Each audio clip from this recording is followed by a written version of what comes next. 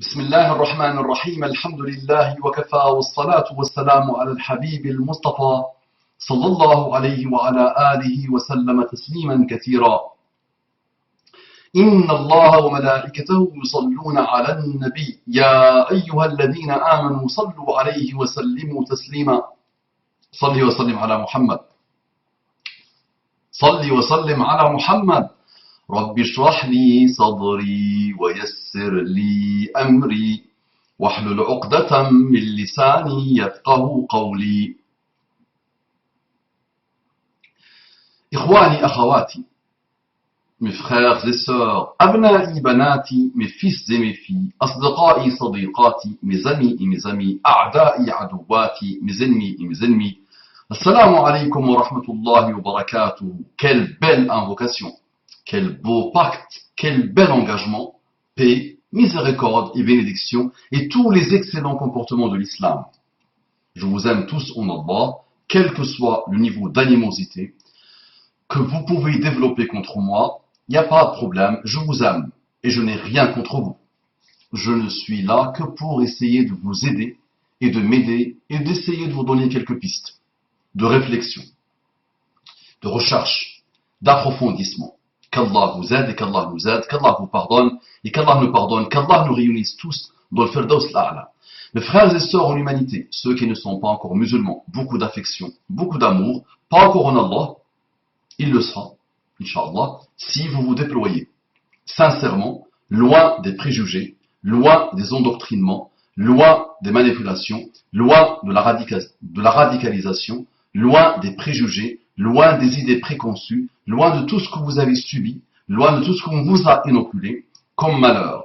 Soyez, récupérez vos âmes, récupérez votre intelligence, récupérez vos esprits, récupérez-vous et déployez-vous sincèrement et honnêtement. Et vous allez être agréablement surpris. Ça marche? Qu'Allah vous accorde les infinis délices de la vie islamique. Une sœur me dit: Salamu alaykum wa rahmatullahi wa barakatuhu à vous. Wa alaykum salam wa rahmatullahi wa barakatuhu ma fille. Et à toute votre famille, j'espère que vous allez bien. Si toi tu es bien, moi je suis l'homme le plus heureux du monde. Ton message que tu m'as envoyé est l'un des messages qui m'a fait vraiment plaisir depuis très très longtemps.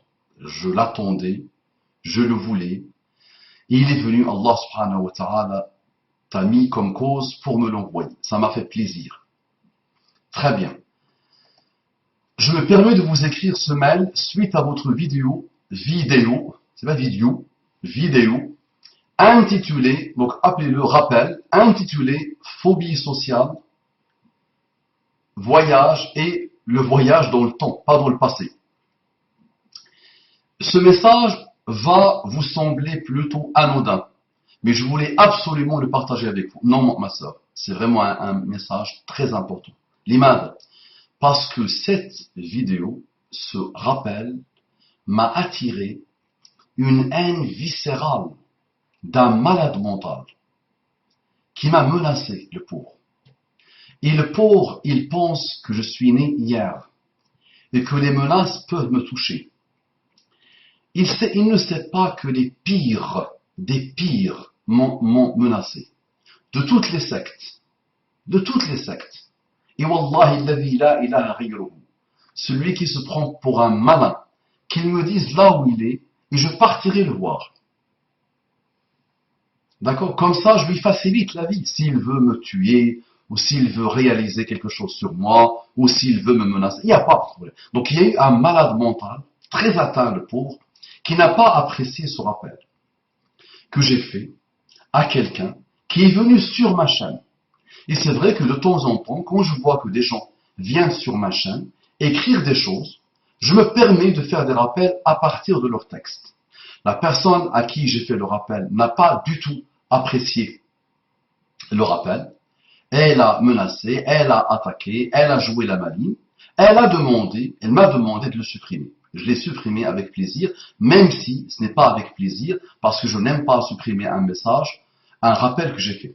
Mais c'est vrai que c'est une règle chez moi, quand quelqu'un me demande de supprimer un rappel qu'il a déclenché, je respecte sa demande, même si ça peut servir à beaucoup de monde, même si ça peut lui attirer des hasanats à lui, mais je respecte la demande.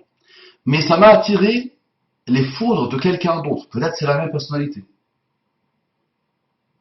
d'accord, qui m'a menacé le pauvre, qui a attaqué Allah lui-même, alors que lui, ça fait quelques années qu'il me montrait un certain amour et qu'il montrait qu'il était musulman. Donc il m'a attaqué avec de très grands mots, mais vraiment avec de très très très gros mots.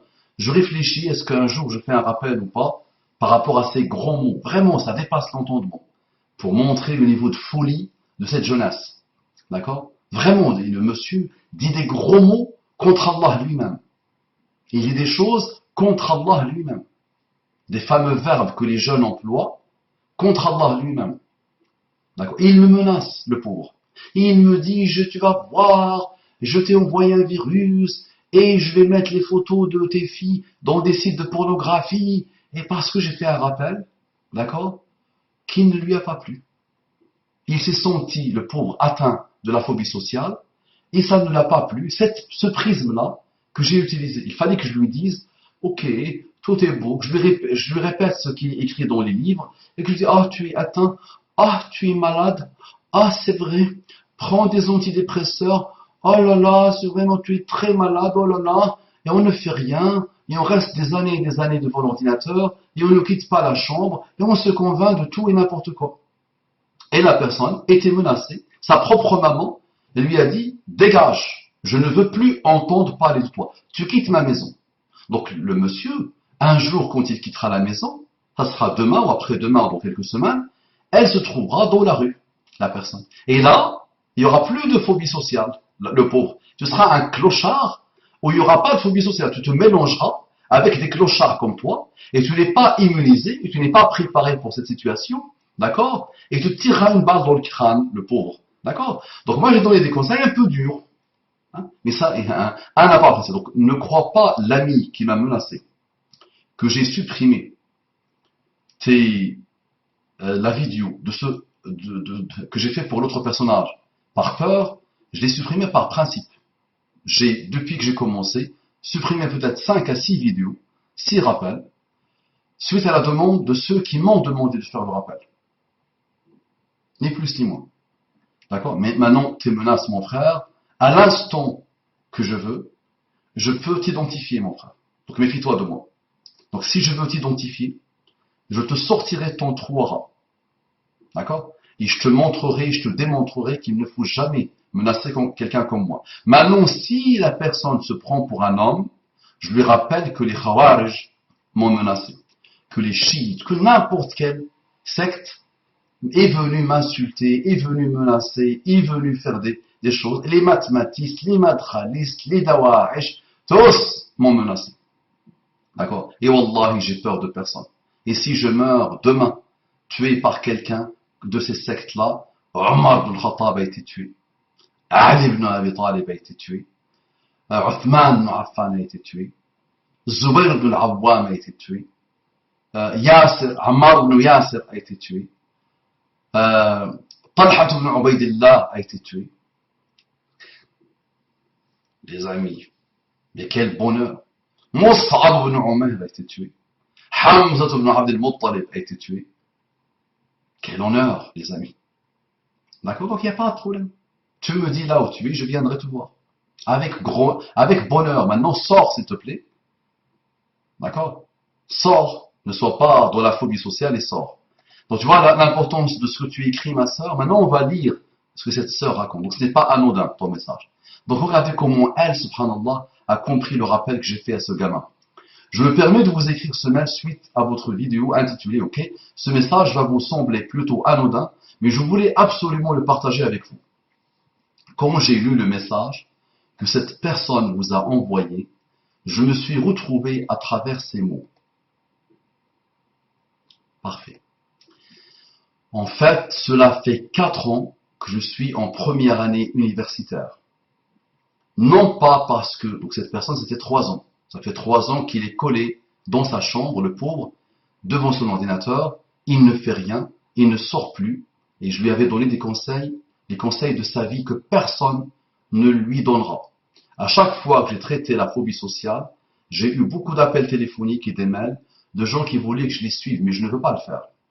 D'accord? Je ne veux pas suivre moi tout le monde. Je donne quelques pistes, je donne quelques conseils, mais je ne veux pas prendre mon téléphone. Maintenant, je dis à des gens qui se trouvent dans ces situations de venir, de s'inscrire au sein de l'Oasis de l'Excellence et de venir. Ils m'auront tous les jours, ils auront mes conseils tous les jours, ils auront les conseils d'autres tous les jours, Inch'Allah, et petit à petit, ça va les aider. Donc, ils seront avec un groupe.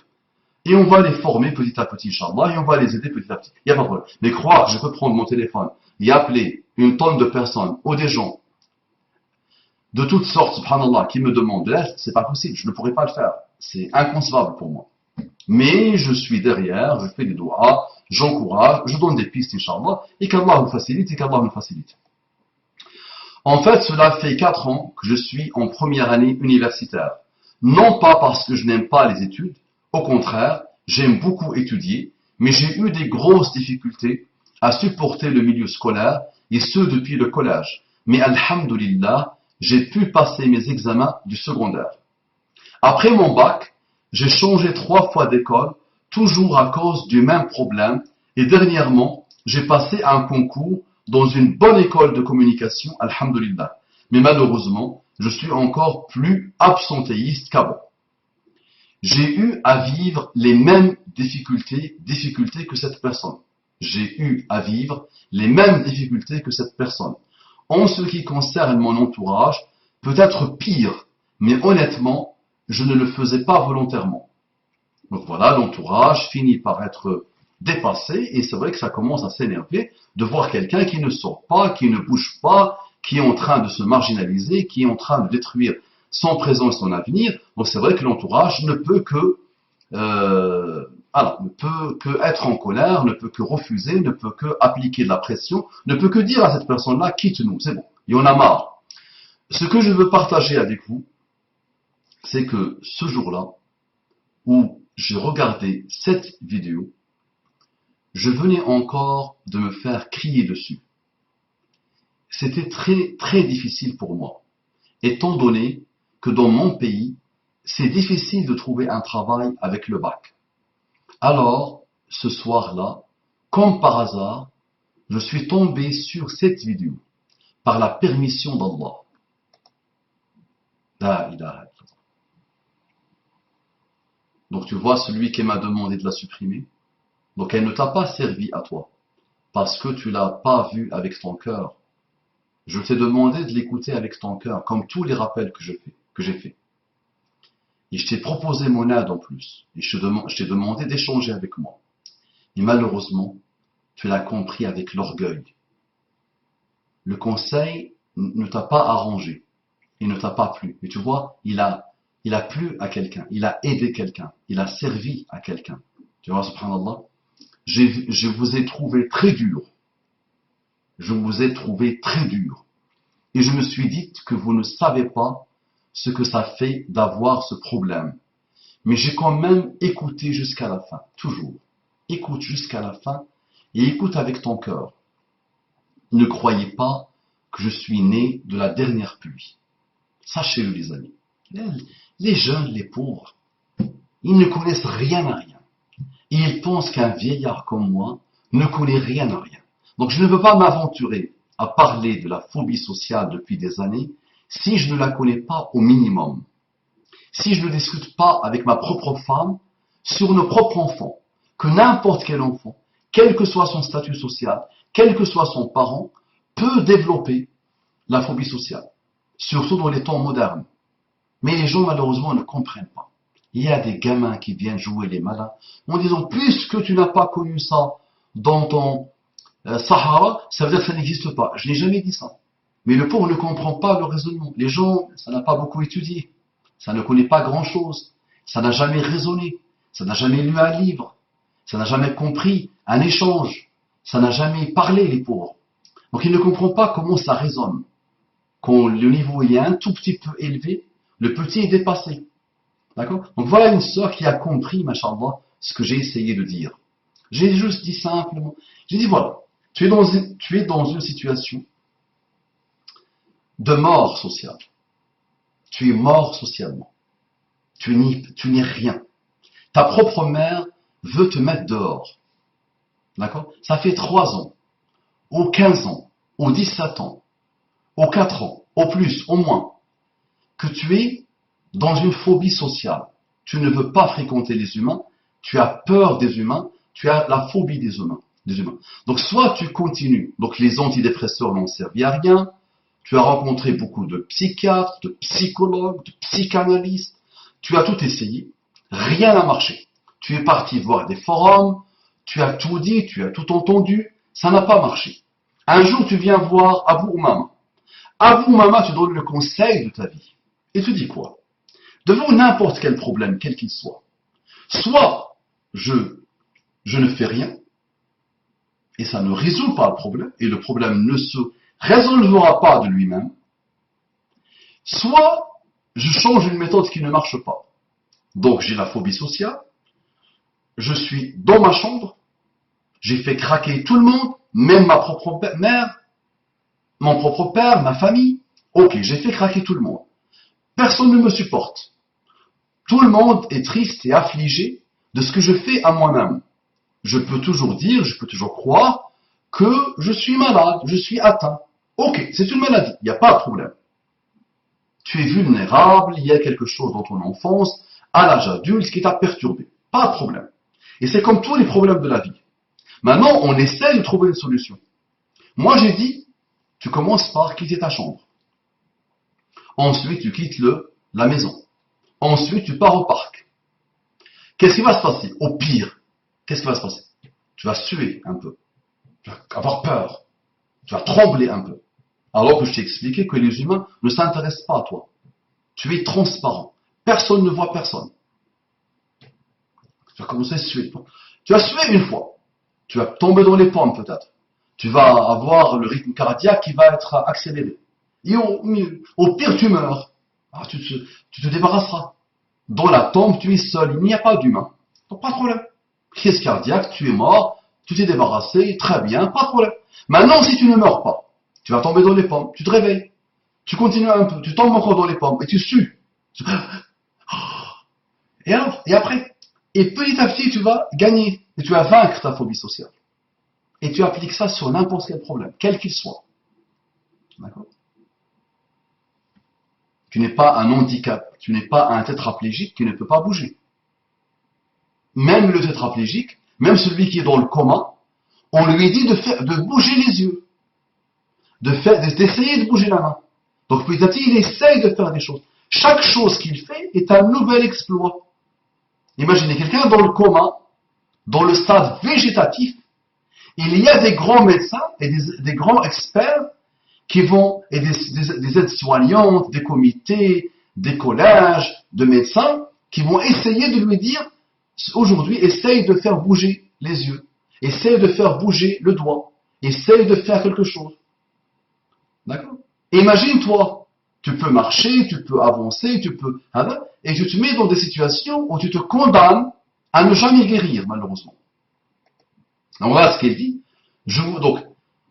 Alors ce soir-là, comme par hasard, il n'y a pas de hasard, ma sœur. Je suis tombé sur cette vidéo par la permission d'Allah. Je vous ai trouvé très dur et je me suis dit que vous ne savez pas ce que ça fait d'avoir ce problème. Mais j'ai quand même écouté jusqu'à la fin. Quand j'ai terminé, je suis allé faire la prière de l'Isha, en demandant à Allah de me débarrasser de cette peur. Et j'ai été décidé de reprendre les cours le lendemain. Le lendemain, j'ai fait comme prévu, et j'y suis allé, j'ai passé toute la journée en classe, et tout le monde était très ouvert avec moi. Takbir! Allahu Akbar. Takbir! Allahu Akbar. Takbir! Allahu Akbar. Il suffit de dire aux humains, j'ai tel problème de santé. Essayez de me comprendre.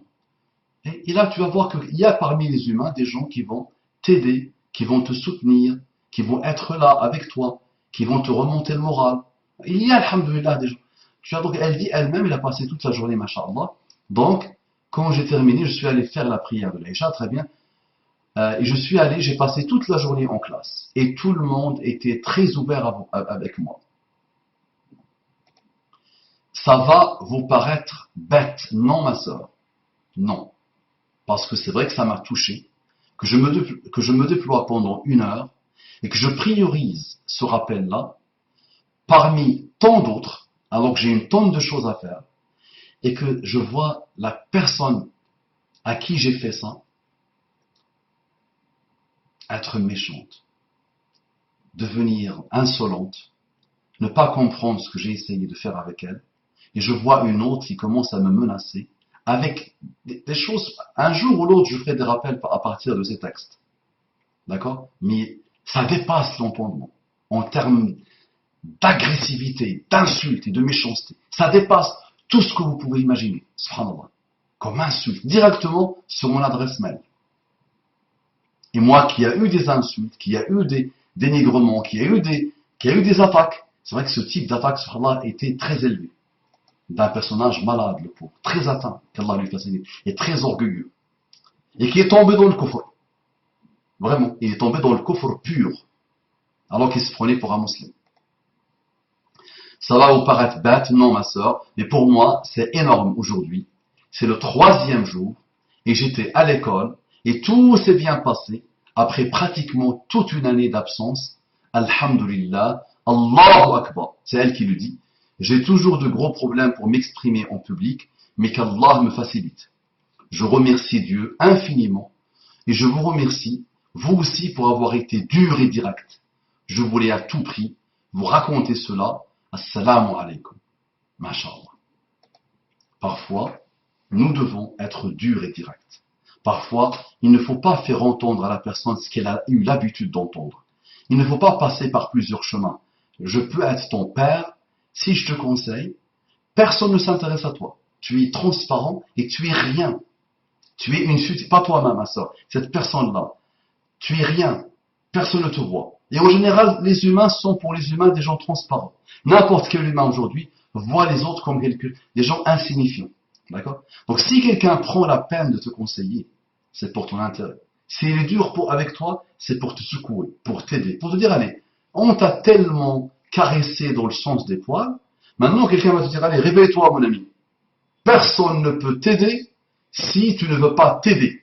Si tu te refuses à t'aider. Si tu ne fais rien pour t'aider. Personne ne le fera à ta place. Personne ne se préoccupera de toi si toi-même tu ne veux pas te préoccuper de toi. D'accord? Maintenant, tu me dis que tu as du mal à prendre la parole. Dans ta chambre, s'il te plaît, tu commences à t'entraîner. D'accord? Tu me donnes ton numéro de téléphone, ou tu vois avec tes copines, s'il te plaît, et on commencera, Inch'Allah, à travailler cela. En gros, tu te mets devant ton bureau, et tu commences à faire des paroles. Tu parles. Tu échanges avec le bureau, avec les murs. Et quelques jours après, tu invites tes copines, tu invites les voisines, tu leur expliques que tu as la phobie sociale, et tu prends la parole. La première fois, tu vas suer. La deuxième fois, tu vas avoir la voix un peu bizarre, le cœur qui bat, hein, et petit à petit, tu vas voir que c'est un exercice facile. D'accord? Je te conseille aussi de t'inscrire à des cours de théâtre, d'accord? Et de commencer. C'est très intéressant, le théâtre. De commencer, Inch'Allah, des cours de théâtre, et de commencer à prendre la parole en public. Et tu verras, Inch'Allah, que tout ça sera de l'histoire ancienne. Si tu as réussi un beau concours dans une école de communication, on a besoin de toi, s'il te plaît. Travaille, déploie-toi, étudie, arrête avec ça, d'accord? Tu as vu que 3 jours sont passés, alhamdoulilah, dans de bonnes conditions, donc tu pourras aussi passer une année entière dans de bonnes conditions. Explique à tes professeurs, explique à ton école que tu es atteinte par la phobie sociale et que tu as besoin de tout le monde pour t'aider à tourner la page. Ça marche? Qu'Allah te facilite, ma sœur. Je suis fier de toi. Je le fais. Je suis vraiment très fier de toi. Continue sur ta lancée, Inch'Allah, et crois-moi que tu viendras un jour me dire, c'est fini la phobie sociale. Chaque matin, tu dois le dire. Chaque soir, c'est fini la phobie sociale. J'ai vaincu la phobie sociale. Je n'ai peur de personne. Je ne suis plus vulnérable. D'accord? Je n'ai plus peur du regard de l'autre. D'accord? Dis-le tous les jours, Inch'Allah, et crois-moi que tu vaincras ta phobie sociale. Assalamu alaikum wa rahmatullahi wa barakatuh.